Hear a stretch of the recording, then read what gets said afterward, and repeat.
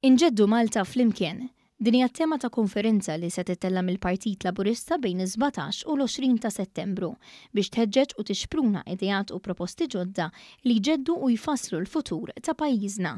Iżda għaliex din l-enfasi fuq it-tiġdid? Tispjega l-President tal-Partit Laburista Ramona Tart.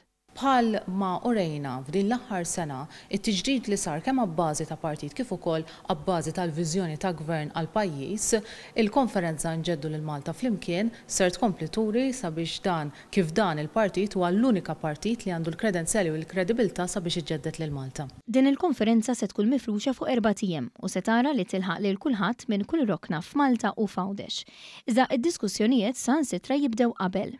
Hemm attivitajiet l-ewwel ħaġa li proprju ġejjin qabel dawk l-4 ijiem, jekk pereżempju d-diskussjoni tal-IVF, id-diskussjoni dwar is-sistema elettorali, kull ġurnata ser ikollu proprju suġġett għaliha biex f'dan is-suġġett jekk mhux Għawdex, jekk hux l-ambjent, jekk hix l-edukazzjoni, l-ekonomija, f'dan il-mod ikun qafas għad-diskussjoni, l-konferenza għandha sservi għal qafas tad-diskussjoni sabiex imbagħad tkompli l-viżjoni tal-partit. F'intervista li kellu l-ħadd fuq One Radio, il-Prim Ministru mexxej tal-Partit Laburista Robert Abela qal li jekk inġeddu lil Malta flimkien inkunu nistgħu nibqgħu forza politika ħajja u b'saħħitha li tibqa' taħseb għall-futur ta' pajjiżna.